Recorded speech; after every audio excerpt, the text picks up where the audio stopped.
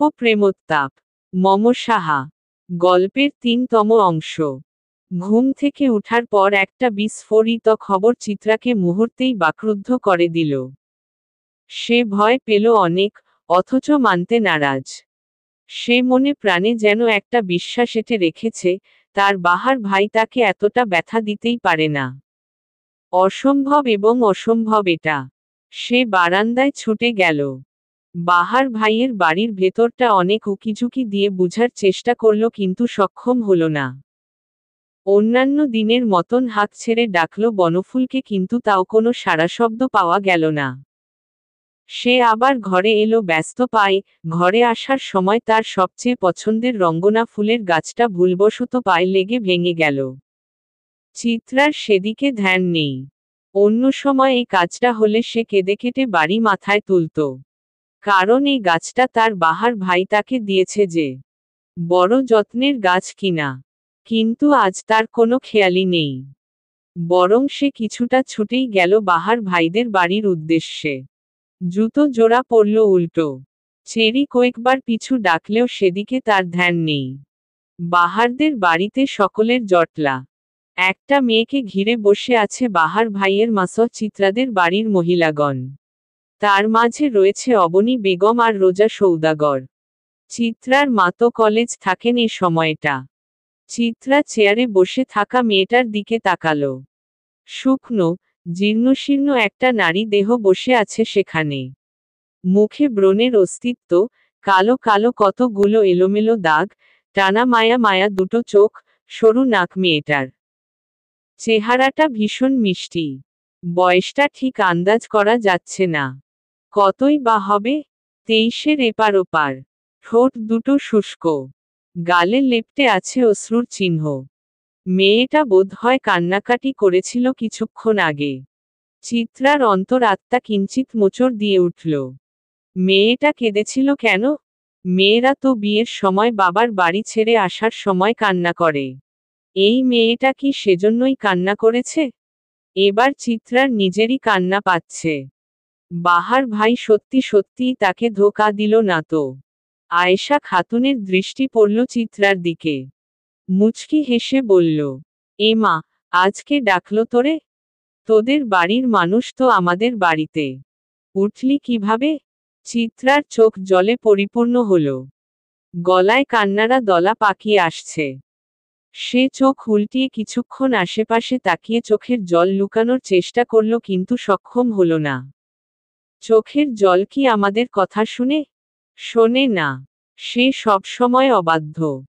আর তার এই অবাধ্যতার কারণে আমরা কখনো কখনো নিজেকে মানুষের কাছে দুর্বল প্রমাণ করে ফেলি, কখনো বা নিজেদের বানাই হাসির পাত্র। অবনী বেগম চিন্তিত ভঙ্গিতে উঠে এলেন।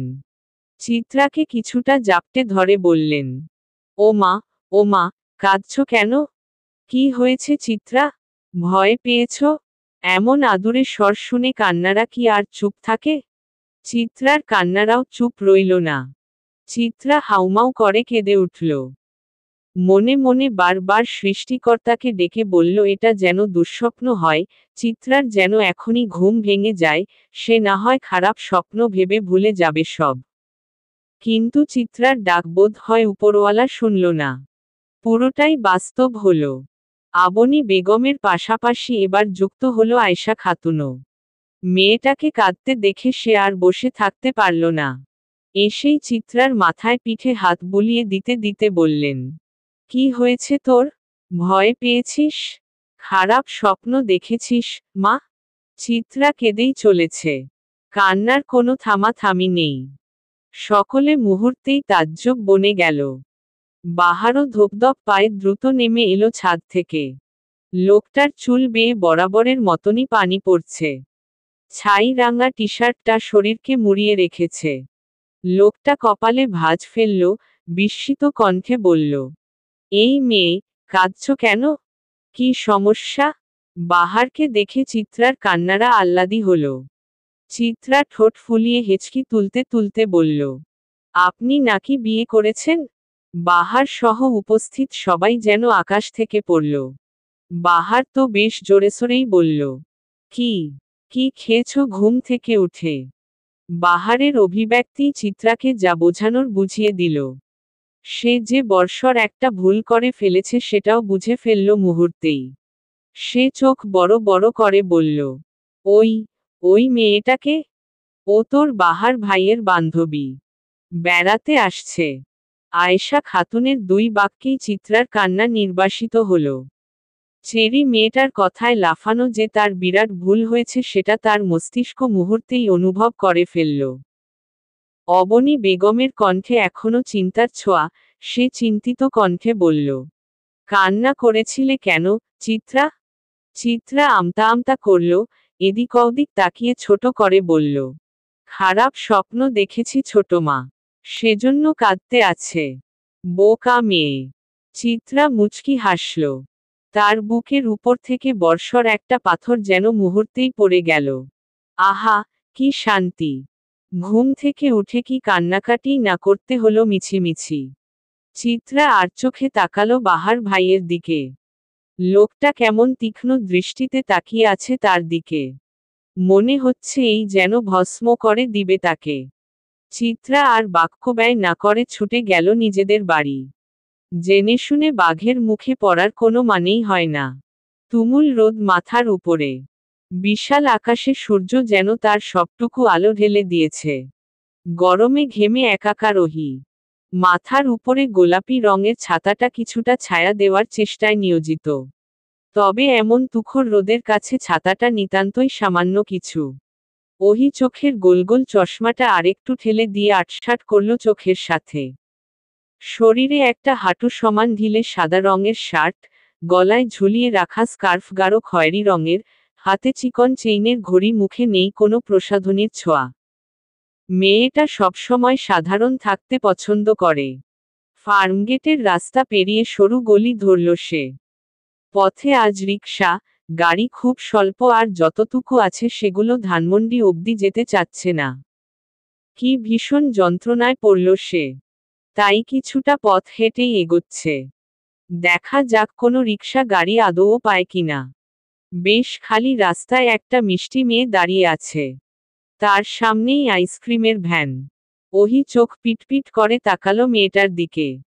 ভীষণ পরিচিত মনে হলো বাচ্চাটাকে। ওহি তাই ছোট কণ্ঠে ডাক দিল, এই বাবু।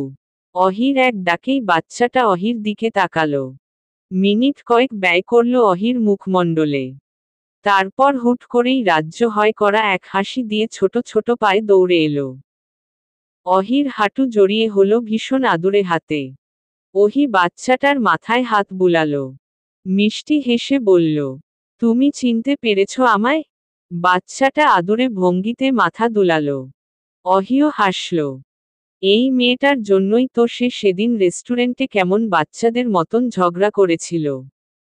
ভাবতেই অহির লজ্জা লাগে। মাঝে মাঝে সে কতটা বোকামি করে বসে, তাই না? অহির ভাবনার মাঝেই মেয়েটা আধো আধো কণ্ঠে বলল, আন্টি আইতো ক্রিম দেও। কথাটা বলেই বাচ্চাটা দুহাত বাড়িয়ে দিল। ছোট ছোট গোল গোল হাতগুলো। ওহি হাসল। বাচ্চাটার নাক টেনে বলল, তোমার কি আইসক্রিম ছাড়া আর কিছু ভালো লাগে না? বাচ্চাটা উপরনিচ মাথা দুলালো, যার অর্থ লাগে। ওহি গাল টিপে বলল, আর কি ভালো লাগে তোমাকে? ওহি চোখ বড় বড় করে তাকালো মেয়েটার দিকে। কি পাকা মেয়ে। বাচ্চাটা তার মাঝেই তাড়া দিয়ে বলল, আইতো ক্রিম দেও আন্টি। ওহি হাসল। আইসক্রিমের ভ্যানটার কাছে গিয়ে ভ্যানিলা ফ্লেভারের আইসক্রিম কিনে দিল। বাচ্চাটা ছোট ছোট হাতে সাবধানে ধরল সেটা। ওহি বাচ্চাটার চুল ঠিক করে দিতে দিতে বলল, আচ্ছা হুমু, তুমি একা কেন? তোমার পাপা কোথায়? অহির কথায় উত্তর দিল না হুমু। মনের সুখে সে ঠোঁট চাপলে আইসক্রিমে। এর মাঝেই কোথা থেকে ছুটে এলেন সেদিনের ভদ্রলোকটা। ফর্সা মুখটা লাল টকটকে হয়ে গেছে, কপালের মাঝে চিন্তার রেখা। মেয়েকে কিছুটা টেনে নিজের কোলে নিয়ে অনবরত চুমু খেতে লাগলেন। হুমু বাবার চিন্তিত মুখটা দেখে গলা জড়িয়ে ধরল বাবার। কেমন বড়দের মতন করে বলল, ভয় পেও না বাবা, এই তো আমি এখানে, আন্টির সাথে সাথে। মেয়ের কথায় হুঁশ ফিরল ভদ্রলোকের। সে অহির দিকে তাকিয়ে চমকে গিয়ে বলল, আরে ঝগড়ুটে মহিলা, আপনি। এমন ডাকে অহির বেশ রেগে যাওয়ার কথা থাকলেও রাগল না। লোকটাকে বেশ অবাক করে দিয়ে হেসে উঠল। হাসি বজায় রেখে বলল, হ্যাঁ আমি, আজও আইসক্রিম কিনে দিতে এলাম বোধ হয়। অহির ঠান্ডা মেজাজে এবার লোকটা নিজেই লজ্জা পেল। আমতা আমতা করে বলল, ধন্যবাদ, আমার মেয়েকে রাখার জন্য। অহি স্মিত হেসে উত্তর দিল, আজকের আইসক্রিমের দাম মাত্র 40 টাকা, 400 টাকা দিবেন নাকি আজ? ভদ্রলোক উচ্চস্বরে হেসে উঠল। মেয়ের মাথায় হাত বুলিয়ে বলল, কৃতজ্ঞতার তো দাম নেই। সেদিনের জন্য দুঃখিত। হুমুর বাপকে ক্ষমা করা হলো। ওহি কথাটা বলে নিজেই চমকে গেল। চিত্রার সাথে থাকতে থাকতে সেও যে ওর মতন হয়ে যাচ্ছে ভেবেই হাসি এলো। অতঃপর দুজন একসাথে হেসে উঠল। লোকটা হাসতে হাসতে বলল, আমি হুমুর বাপ, তবে নাম নৌশাদ। আমার নামটা আন্তিই রইল। হুমুর আইতকিরিম আন্তি। ল্যাম্পপোস্টের নিবিড় আলো ছুঁয়ে দিচ্ছে ক্লান্ত মানুষের ভেঙে আসা দেহকে। ভিজে রাস্তায় ল্যাম্পপোস্টের রঙিন আলো প্রতিফলিত হয়ে কেমন ঝলমল করছে। মনে হচ্ছে আকাশের অগণিত তারা হামাগুড়ি খাচ্ছে রাজপথে। লাল, নীল, কালো বিভিন্ন রকমের ছাতার মেলা মানুষের হাত জুড়ে। বৃষ্টি থেকে বাঁচার উপায়ই এটা। সেই যে বিকেল থেকে হুটহাট বিজ্ঞাপনবিহীন বৃষ্টি এলো, এরপর আর থামাথামির নামই নেই। বাহার ব্যস্ত পায়ে বিশ্রামহীন রাস্তায় হেঁটে যাচ্ছে।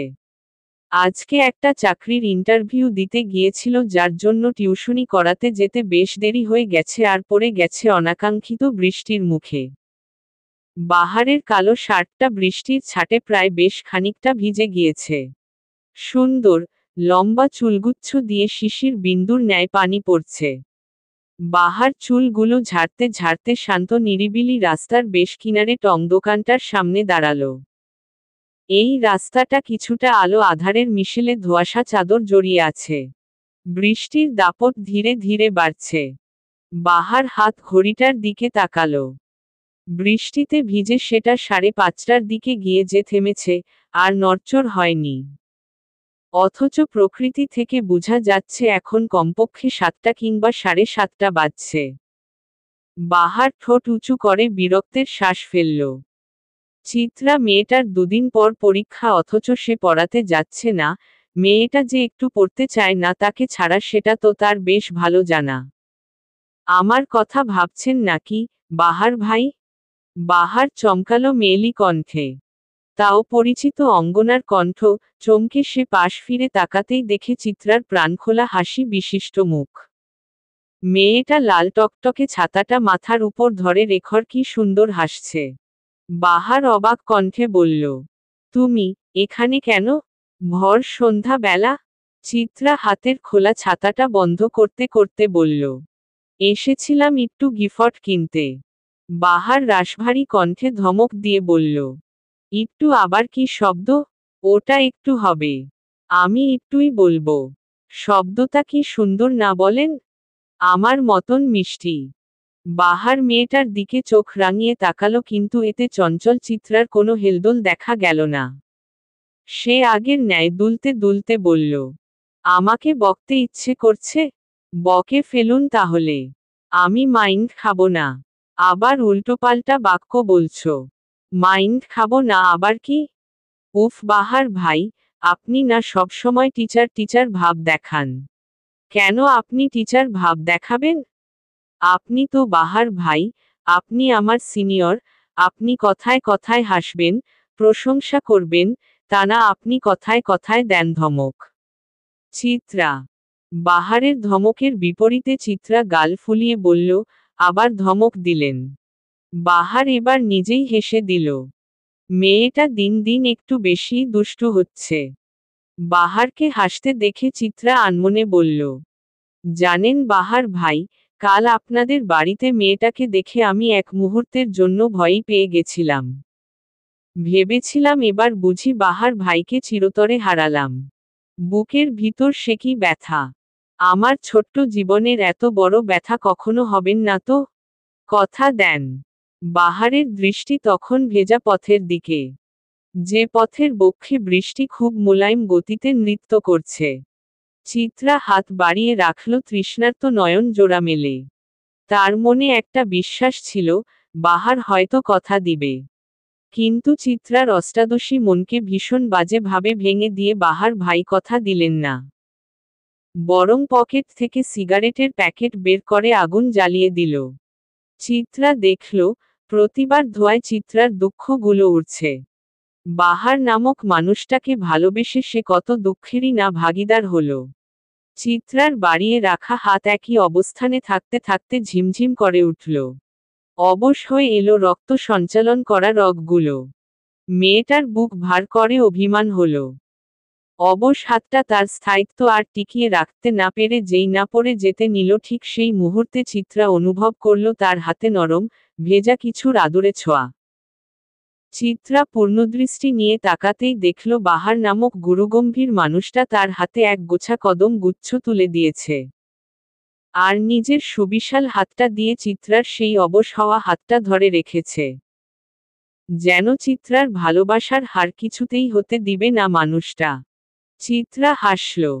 বাহার সিগারেটে টান দিয়ে মেঘের মতন ধোঁয়া গুলো আকাশে উড়িয়ে দিতে দিতে বলল, তোমার অনুভূতি যেখানে শেষ, ঠিক সেখান থেকে এই বাহারের অনুভূতি শুরু রঙ্গনা।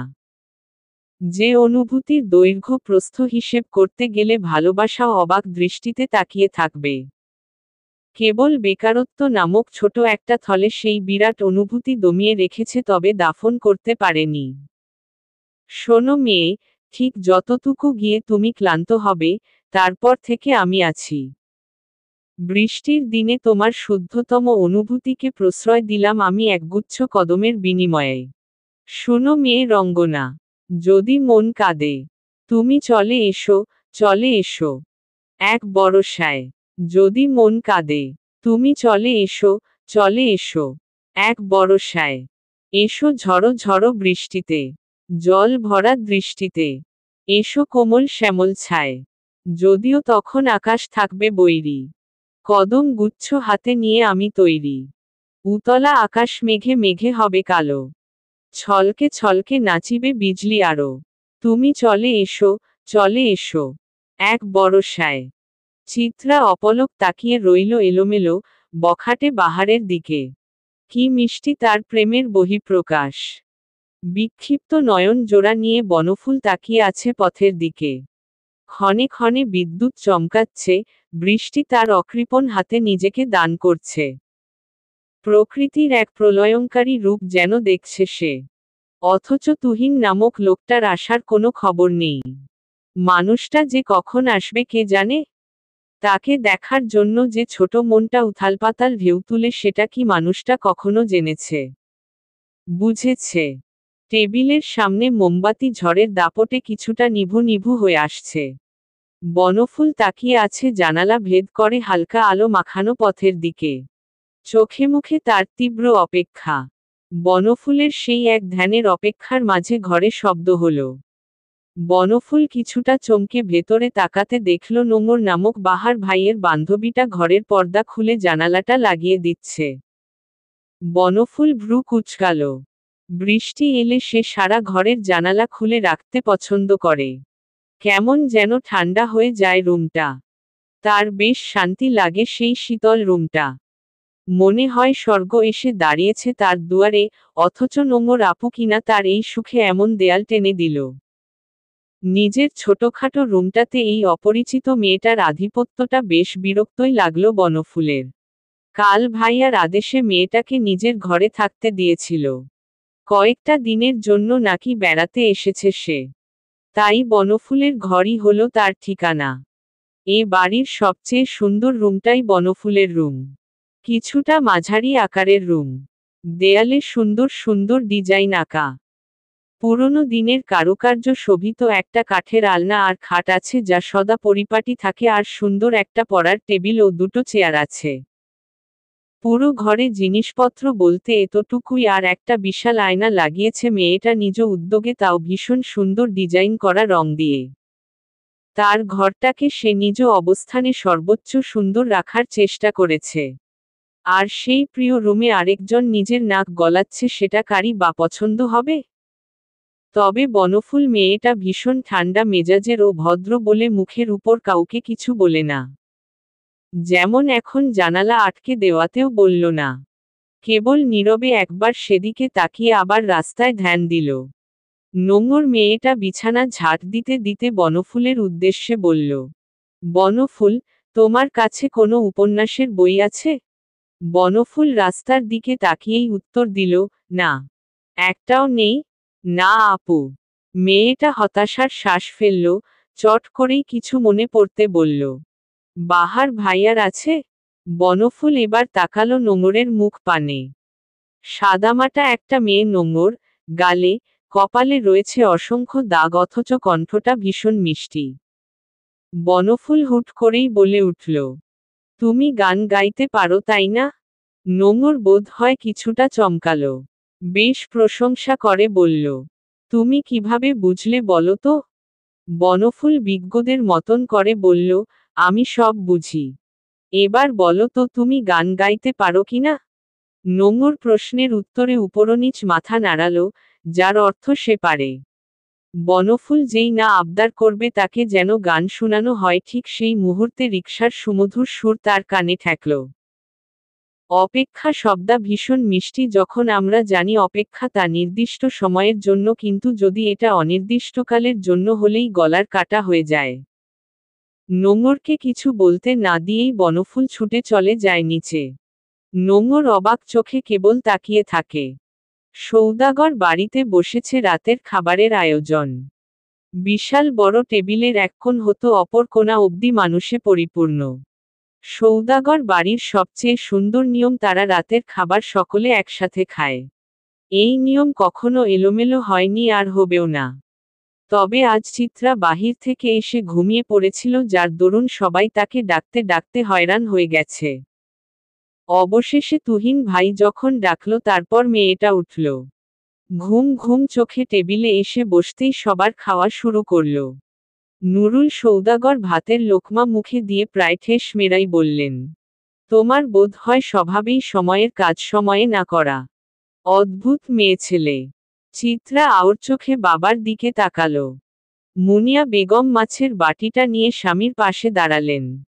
কিছুটা ফিসফিস করেই বললেন, তোমার সবসময় এমন না করলে চলে না? নুরুল সৌদাগর জবাব দিলেন না। চিত্রাও ঘুম ঘুম চোখে ভাত মুখে তুলল। মুনিয়া বেগম মাছের বিরাট মাথাটা স্বামীর পাতে দিতে নিলেই নুরুল সৌদাগর হাত দিয়ে থামিয়ে দিলেন। গম্ভীর কণ্ঠে বললেন, আমাকে মাছের পেটি দেও। মাথা খাবো না রাত করে। মুনিয়া বেগম অবাক হলেন, অবাক কণ্ঠে বললেন, কবে থেকে তুমি আবার পেটি খাওয়া শুরু করলে? নুরুল সৌদাগর বোধ হয় বিব্রত বোধ করলেন স্ত্রীর কথায়, তাই কিছুটা মিছে মিছে রাগ দেখিয়ে বললেন, দিলে দেও, না দিলে যাও। চিত্রা বেশ উচ্ছ্বাসিত কণ্ঠে বলল, তবে মাথাটা আমাকে দেও, মা। হ্যাঁ হ্যাঁ খাও, মাছের মাথা খাও, তবুও আমার মাথা খেও না। বাবার ধমকে চিত্রা আবারও চুপ হয়ে গেল। তুহিন বিরক্ত চোখে একবার বাবার দিকে তাকালো। আর কোনো কথা হলো না। চিত্রা খাবার শেষ করে উঠার সময় বাবার হাতে একটা বক্স এগিয়ে দেয়। মিনমিন কণ্ঠে বলে, হ্যাপি বার্থডে আব্বু। নুরুল সৌদাগর মেয়ের দিকে অবিশ্বাস্যকর দৃষ্টিতে তাকিয়ে রইলেন। চিত্রা ততক্ষণে চলে গিয়েছে নিজের ঘরে। নুরুল সৌদাগর বক্সটা খুলে দেখলেন সিলভার কালারের বেশ সুন্দর একটা ঘড়ি। নুরুল সৌদাগর তা দেখে আহ্লাদে মেতে উঠলেন। মুনিয়া বেগমকে দেখিয়ে কেমন বাচ্চামো করে বললেন, দেখেছ মুনি, দেখেছ, মেয়েটা কেমন অবাক করে দিল। তোমরা তো মনেও রাখো না আমার জন্মদিনের কথা। মেয়েটা কেমন পাগলি, দেখলে? আজ শুক্রবার। নুরুল সৌদাগরের জন্মদিন উপলক্ষে আজ বাড়িতে কিছুটা খুশির আমেজ। জাঁকজমকপূর্ণ আয়োজন চলছে। সেটা অবশ্যই রান্নাবান্নার দিক দিয়ে। আর আশ্চর্য রকম ভাবে আজ চিত্রারও জন্মদিন। বাবা মেয়ের একই দিনে জন্মদিন। রান্নাঘরে ব্যস্ত সকল রমণীগণ। উপর থেকে ভেসে আসছে রবীন্দ্রসঙ্গীত। খুব সম্ভবত তুহিনের রুম থেকে গানটা বাজানো হচ্ছে। ছেলেটা বেশ গানপ্রিয়। ধীর আওয়াজে রবীন্দ্রসঙ্গীত শুনবে সবসময়। কোনো ক্লান্তি নেই। সময়টা আজ খুব বেশি না। মাত্রই 7টা বাজে। মৃন্ময়দের, বাহারদের, চিত্রার ফুপুর পরিবারকে দাওয়াত দেওয়া হয়েছে বিধায় রান্নাবান্নার আজ চাপটা বেশি। বাড়ির এই 3 নারী বাদে সবাইই মোটামুটি ঘুমে। ছুটির দিনে সবাই একটু বেলা করে উঠতেই পছন্দ করে। মৃন্ময় সকালেই উঠে গোসল সেরে নিয়েছে। শুভ্র রঙের একটা পাঞ্জাবি শরীরে চাপিয়ে বাহিরের বের হয়ে এলো। এই সময় রাস্তা বেশ ফাঁকা থাকে। হাঁটতে বেশ দারুণ লাগে। আর শুক্রবারে তুহিনের সবচেয়ে পছন্দের কাজই হলো সকালবেলা হাঁটতে বের হওয়া। বিল্ডিং পেরিয়ে রাস্তায় নামতেই বনফুলের হাসি হাসি মুখটা চোখে পড়ল, সাথে নোংরও আছে। তুহিন ক্ষীণ হেসে ভ্রু কুঁচকাল। কোমল কণ্ঠে বলল, বনফুল যে এখানে কি? মেয়েটা হাসতে হাসতে বলল, তোমার সাথে হাঁটতে যাব। নিবে? তুহিন হাসল। মেয়েটা কেবল আজ না, প্রায় সবসময়ই এই বায়নাটা করে। তবে আজ ভিন্নতা আছে। আজ মেয়েটার হাসির বিস্তৃতি বেশি, চঞ্চলতা বেশি, সাথে আবার আরেকজন মেয়েও আছে। খুব বেশি ভুল না হলে এটা বাহার ভাইয়ের সেই বান্ধবী যাকে নিয়ে বাড়িতে টুকটাক কথা শুনেছিল। তুহিনকে চুপ থাকতে দেখে বনফুল আবার বলল, নিবে না আমায়? নিব না কেন? চলো। বনফুল ঘাড় কাত করল। নোংরের হাতটা শক্তপোক্ত করে ধরে হাঁটা শুরু করল বনফুল। হাঁটতে হাঁটতে অনেকটা পথ অতিক্রম হওয়ার পর বনফুল তুহিনকে বলে উঠল, তোমার সাথে পরিচয় করিয়ে দেই চলো, এটা নোংর আপু, আমাদের অতিথি। আর নোংর আপু এটা চিতাবাঘের বড় ভাই, তুহিন। নোংর বিনীত কণ্ঠে বলল, আসসালামু আলাইকুম ভাইয়া। তুহিনও সুন্দর করে সালামের জবাব দিল।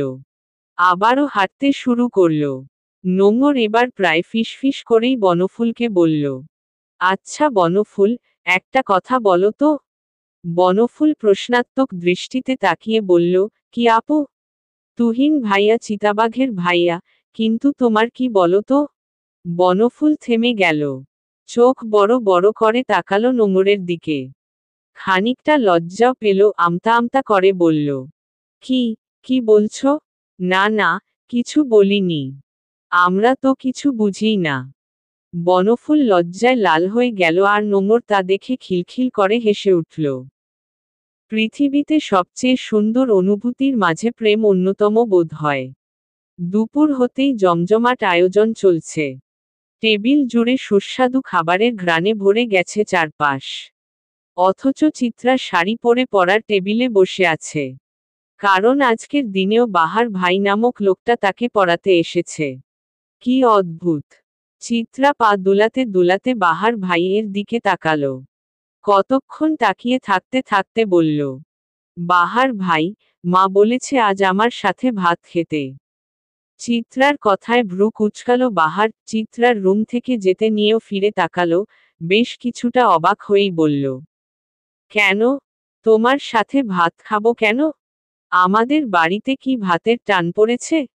কারণ আজ চিত্রার জন্মদিন। আর চিত্রা চায় বাহার ভাই তার পাশে বসুক, একসাথে খাবার খাক। বাহারকে কথাটা বলার পরও বিশেষ হেলদোল দেখা গেল না লোকটার ভেতর। বরং সে বেশ স্বাভাবিক কণ্ঠেই উত্তর দিল, না, পারবো না খেতে। আমার জন্য আমার আম্মু হয়তো ভাত নিয়ে বসে আছেন। তুমি খেয়ে নেও। আমার আরেকটা টিউশনিও আছে এখন। আজ আমার জন্মদিন, বাহার ভাই। অন্তত আজকের দিনটা তো আমার কথা রাখতেই পারেন। ধনির দুলালি বলে আজ জন্মদিন তোমার কাছে যতটা জাঁকজমকপূর্ণ মনে হচ্ছে, আমার কাছে ঠিক ততটাই অতিরিক্ত বাড়াবাড়ি মনে হচ্ছে। পড়াটা পড়ে রেখো। চিত্রা কিছু বলার আগেই লোকটা গটগট পায়ে বেরিয়ে গেল। এক রাশ হতাশা আর মন খারাপ নিয়ে টেবিলেই মাথাটা নামিয়ে নিল সে। তার বুকে কষ্ট হচ্ছে কিন্তু সে অভ্যস্ত এসবে। সে জানে বাহার ভাই এমন, আর তার এই এমন বাহার ভাইয়ের প্রতি এক আকাশ সমান টান। ক্লান্ত, পরিশ্রান্ত শরীরটা নিয়ে যেই না বাহার খাবার টেবিলে বসেছে, ঠিক সে মুহূর্তে কোথা থেকে ছুটে এসে ধপ করে তার সামনের চেয়ারে বসে পড়ল গোলগাল, ফর্সা মিষ্টি চেহারার চিত্রা। আরামে বসে পা নাড়াতে নাড়াতে রান্নাঘরের ভেতরে থাকা বাহারের মায়ের উদ্দেশ্যে চেঁচিয়ে চেঁচিয়ে বলল, চাচি, খাবারও দেও, আমি এসেছি। রান্নাঘর থেকে তৎক্ষণাৎ ডালের বড়ার প্লেটটা নিয়ে বেরিয়ে এসে টেবিলের উপর রাখল বাহারের মা আয়েশা খাতুন। অবাক কণ্ঠে বলল, কি রে, আজ না তোর জন্মদিন? তোদের বাড়িতে দেখলাম ভালো মন্দ রান্না হলো। বনফুলও তো তোদের বাড়িতে। আর তুই কিনা এখানে এসেছিস ডাল ভাত খেতে। আমি যদি না আসি তবে তোমার ডালের বড়াটা কে খাবে শুনি? আমার পছন্দ বলেই তো বানিয়েছ। দেও দেখি তাড়াতাড়ি, আমার খিদে পেয়েছে তো। আয়েশা খাতুন বেশ যত্নের সাথে দুজনকে ভাত বেড়ে দিলেন। তারপর আবার রান্নাঘরে চলে গেলেন ডিম ভাজতে। চিত্রার ডিম ভাজাও বেশ প্রিয়। বাহার ততক্ষণে ভাত মাখিয়ে মুখে নিয়েছে। চিত্রা ফিসফিস কণ্ঠে বলল, আমাকে এক লোকমা খাইয়ে দেন না। কেন, তোমার প্লেটে নাই খাবার? বাহারের সন্দিহান দৃষ্টি চিত্রার দিকে। চিত্রা মন খারাপ করে বলল, একটু খাইয়ে দিলে কি হয়? আমার হাত খসে পড়ে যাবে। হয়েছে শান্তি, এবার নিজে খাও। আপনার মতন মানুষ আমি বাপদাদার 14 গোষ্ঠীতে দেখিনি। দেখবে কিভাবে? তোমার বাপদাদার 14 গোষ্ঠীতে সবগুলো এক একটা অকাজের মানুষজন। একদম খারাপ কথা বলবেন না ওদের নিয়ে। খান আপনার খাবার আপনি। আজ আপনার সাথে খাবো বলে নিজের বাসা থেকে লুকিয়ে এসেছি আপনার বাসায়। নিজের মনের ইচ্ছে নিজে পূরণ করি আমি। আর আপনি কিনা এত পাষাণ। আল্লাহ ভুল করে আপনাকে মনের জায়গায় ইট বোধহয় দিয়ে দিছে। আর তোমাকে ব্রেইনের জায়গায় গোবর। বাহারের খোঁচা মারা কথায় চুপ হয়ে গেল চিত্রা। সে সত্যি সত্যিই আর খাবারগুলো ছুঁয়ে দেখল না। খাবার প্লেট সামনে নিয়ে বসে রইল থম মেরে। চোখে অশ্রু টলমল করছে। বাহারের খাবারও প্রায় শেষ দিকে। পাষাণ লোকটার এমন কাঠিন্যতা মেনে নিতে না পেরে যেই না চিত্রা উঠতে নিবে, ঠিক সেই মুহূর্তে ভেসে এলো মানুষটার গম্ভীর কণ্ঠ। খাবার ফেলে রেখে কোথায় যাচ্ছ? এগুলো আমার ঘুষের টাকার খাবার না, কষ্টের টাকায় রোজগার করা।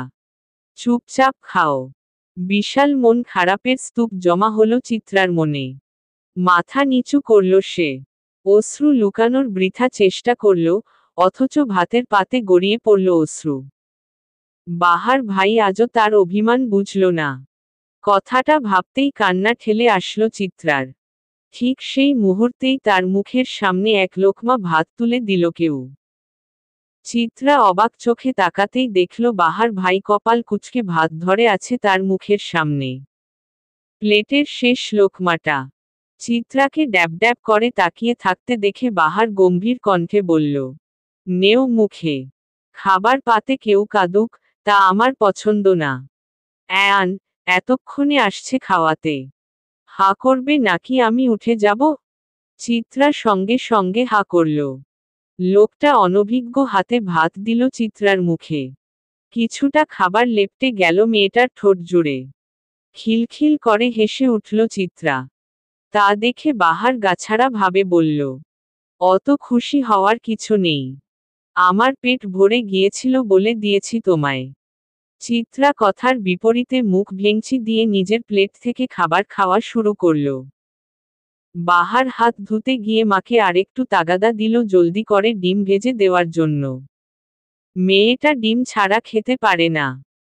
হাত মুছতে মুছতে যেই না বাহার নিজের ঘরে যাবে, ঠিক তখনই পেছনে থেকে চিত্রার ডাক ভেসে এলো, বাহার ভাই। কি? আমি কিন্তু সত্যি সত্যিই আপনাকে ভালোবাসি। বাহার হাসল, ঠাট্টা করে বলল, এ বয়সে যেটাকে সত্যি সত্যি ভালোবাসা মনে হয়, প্রাপ্ত বয়সে সেটা কেবল পাগলামো মনে হবে। তাহলে আপনি অপেক্ষা করুন, প্রাপ্ত বয়সেও যে আমি আপনাকে ভালোবাসবো, তা না হয় দেখিয়ে দিব। নিষিদ্ধ জিনিসের প্রতি তোমার বড্ড ঝোঁক, রঙ্গনা। তাতে কি? বাহার স্মিত হেসে উত্তর দিল, জলে যাবে রঙ্গনা। আগুন যদি আপনি হন, আমি নির্দ্বিধায় পড়তে রাজি। বাহার হাসল, গুনগুন করে বলল, ভুল করেও ভুলকে নিও না বেছে। খালি হাতে ফিরতে হবে দিন শেষে। চিত্রাদের ফ্ল্যাটে যেন একটা আনন্দ উৎসব লেগে গেল। পুরো ফ্ল্যাট জুড়ে অতিথিদের মেলা। চিত্রা বাহারদের বাড়িতে খেয়ে আবার ছুটে এসেছে নিজের বাড়ি। সময়টা ঠিক বিকেল। আকাশ কমলা রাঙা রং জড়িয়ে আছে নিজের বক্ষ মাঝে। মৃন্ময়দের পরিবারের সকলে এসেছে কেবল শাহাদাত আর তার বউ বাদে, কারণ তারা হানিমুনে গিয়েছে। ওহি, চাঁদনি, চিত্রা, বনফুল, নোঙর, মৃন্ম সহ বাকি বড় সদস্যরা ড্রয়িং রুম জুড়ে বসে আড্ডা দিচ্ছে। চিত্রা বনফুলকে ঠাট্টা করে এক একটা কথা বলছে আর মেয়েটা লজ্জায় নুয়ে যাচ্ছে। তন্মধ্যেই বাড়ির সবচেয়ে ভদ্র, ঠান্ডা ছেলেটা ঘর থেকে বেরিয়ে এলো।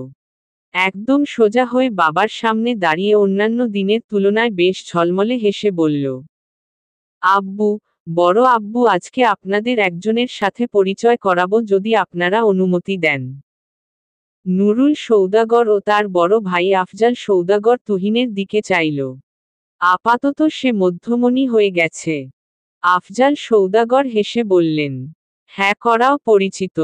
কে সে? সকলের কৌতূহল দৃষ্টি যখন তুহিনের দিকে, তখনই দরজায় কলিংবেল বেজে উঠল। তুহিন মুচকি হেসে দরজা খুলতেই একটা অসম্ভব সুন্দর রকমের মেয়ে চোখে পড়ল সবার। তুহিন মেয়েটার হাত ধরে ভেতরে এসে হাসি প্রশস্ত করে বলল, ও নীরু, তোমাদের ছেলের প্রিয় মানুষ। তোমাদের বংশের হবু বউ। চলবে।